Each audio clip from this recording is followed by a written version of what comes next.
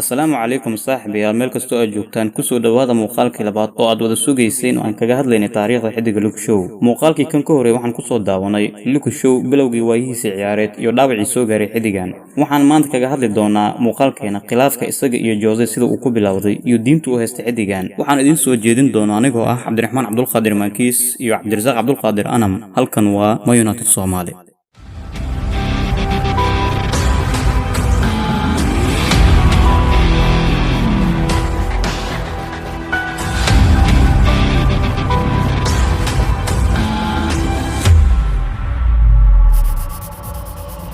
kadib 6 bilood iyo wadartooda uu garoomada ka maqnaa 7 Agoosto 2016 Shaw ayaa ku soo laabtay safka kooxda ciyaar ee Man United 2-1 uga adkaatay kooxda Leicester City ciyaartaas oo ka tirsaneyd koobka Community Shield. xiddigan ayaa soo bandhigay qaab ciyaareed aad u sareeyay oo taageerayaasha si wanaagsan ay ula dhaceen. xilligaas waxaa shaqada kooxda la wareegay Jose Mourinho. Shaw ayaana galay bilow waayo cusub inkastoo xil ciyaareedkaas inta badan uu ku maqnaa dhaawac. 12 Febraayo 2017 Shaw oo waqti la qaadanayo qoyskiisa maadaama uu dhaawac kaga maqnaa safka kooxda ayaa mid inkaar qabo kaamir la daba kacay. waxaan xilligaas baraha bulshada qabsaday sawirka Shaw oo aad u cayilay misana calool u deystay sida timihii oo kale. malaha wuxuu is dhahay ciyaar way kaaga dhamaatay ee aysan kaaga dhamaanin cunto cunista.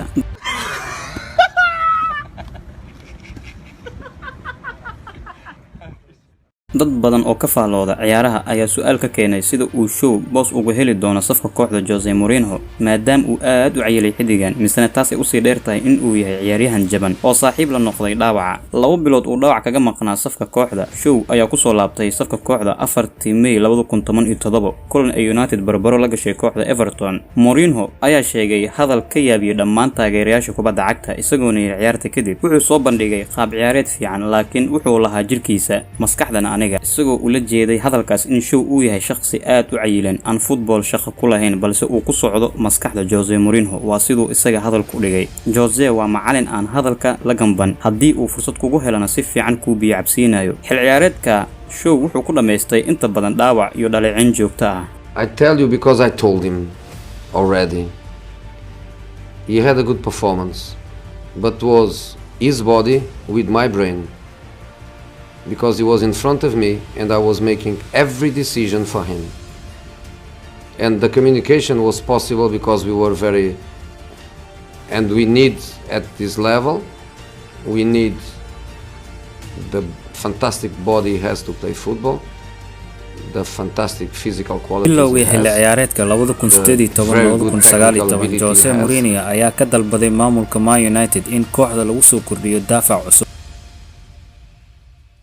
Jose wuxuu u muuqday mid ka sii tashanaya Shaw maadaama uu noqday shakhsi dhaawac la saaxiib ah misana uu miisaankiisa cuslaaday. intii lagu guda jiray fasaxa xagaaga cusub Luke Shaw ayaa qirtay in qalad uu sameeyay balse si adag u shaqeeyay si jirkiisa uu ugu soo celin lahaa sidii hore. xiddigan ayaa wacad ku maray in uu taam u noqon doono xilli ciyaareedka cusub isagoona sheegay in uu dareemayo in uu ka fiicnaaday sidii hore jir ahaan iyo maskax ahaanba. Shaw ayaa yiri sida tan: runtii si adag ayaan u shaqeeyay, waxaan doonayay in aan nafteyda u sameeyo si aan u helo qaabka ugu fiican laakiin taas ma ahayn qaabkaygii ugu fiicnaa. waa qalad aan aniga sameeyay. khilaafkii ugu weynaa Jose iyo Shaw waxa uu bilowday September 2019 ciyaar Man United guuldaro 3-1 ay ka soo gaartay kooxda West Ham. ciyaarta kadib Paul Pogba iyo Shaw ayaa u sheegay Jose Mourinho in loo baahan yahay mararka qaar in kooxda ay ciyaarto kubad weerar ah. Jose ayaa hadalkaas aad ugu carooday isagoona saxaafadda u sheegay in ciyaaryahanada ay leeyihiin xad loogu talagalay misana ay habboon tahay in aysan faragashan hab maamulkiisa. kadib Jose ayaa ka qaaday Paul Pogba darajada kabtan ku-xigeenka.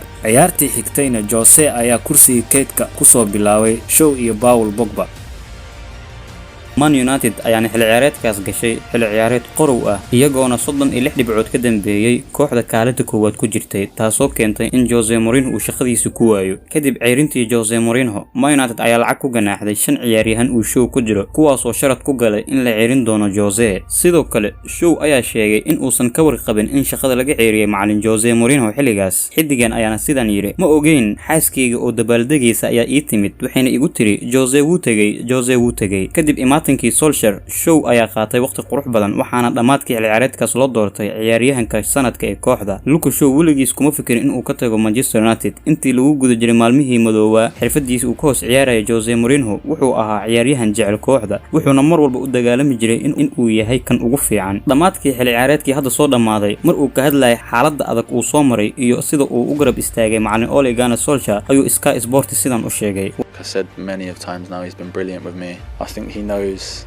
you know, exactly what. way adkeed maxaa yeelay ma awoodin inaan cadeey in aan ahay ciyaaryahan u qalmo kooxda Man United, sababtoo ah waxaan la kulmi jiray diidmo adag. Waxaan go'aansay inaan madaxayga hoos u dhigo oo aan iska aamuso. Ole markuu yimid, qof walba farxad ayuu dareemay. Markii ugu horeysay aan wada kulanno, wuxuu ii sheegay in aan ahay kan ugu fiican, misana uu qayb ka yahay qorshihiisa. Wuxuu ii sheegay marwalba in aan ku raaxaysto kubadda cagta. Waxaan dareemayaa hadda jabi ka duwan kii hore. aad ayaan ugu faraxsanahay isaga in aan ka hoos ciyaaro.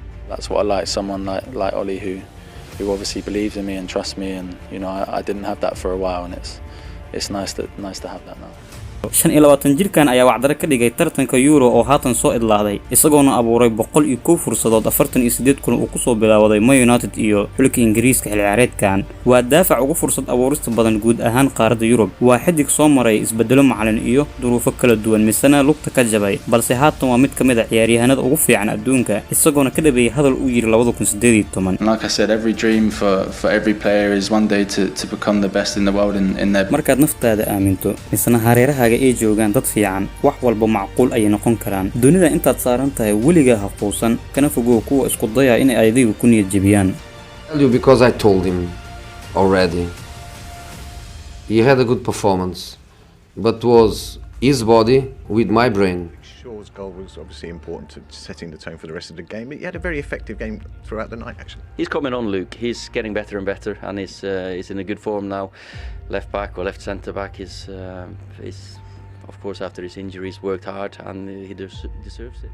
haddaba dad badan ayaa ku wareersan idiinta uu haysto xidigan. Wargeyska Sports Mob oo ka soo baxa gudaha Ingiriiska ayaa lagu qoray in xidigan uu yahay Islaam, waxaana lagu arkay Ramadaankii 2017 isagoo fasax u jooga Dubai, misana ay weeliyaan ciyaaryahankii hore ee Manchester United Adnan Januzaj iyo Boyan Kire iyagana Muslim ah. Sports Mob waa mid kamid ah wargeysyada ugu caansan Ingiriiska. waxyaabaha ay qoraanna iskama qoraan ee waa lagu soo dacweyn karaa. xidigan weli laguma arkin isagoo ka soo muuqanayo maalmaha u gaarka ah muslimiinta sida bisha barakeysan ee Ramadaan iyo ciidaha. sidoo kale waxay kaamirooyinka soo qabteen isagoo xiran katiinad u muuqato in ay tahay calaamadda istilaabta ama sida loo yaqaan calaamadda Kristanka. sidaas darteed waxa uu yahay Allah subhanahu wa ta'ala oo kaliya ayaa og. haddii uu muslim yahay, Allah ku soo diinta oo ha fahansiyo xaqa. haddii uusan muslim ahaynna, Allah waxaan ugu baryaynaa in uu wadada xaqa ku soo hanuuniyo. sidaas darteed anagana kuma sifeen karno muslim iyo gaal wuxuu yahay. waxaan idin soo gudbinay wixii ku qornaa wargeysyada oo kaliya. halkani waa Manchester United Somalian fans. idinkana waxaa idinka codsanaynaa in aad nagu dhiirigelisaan barnaamijyadan ood noo saartaan subscribe. Wassalaamu calaykum wa rahmatullaahi wa barakaatuh.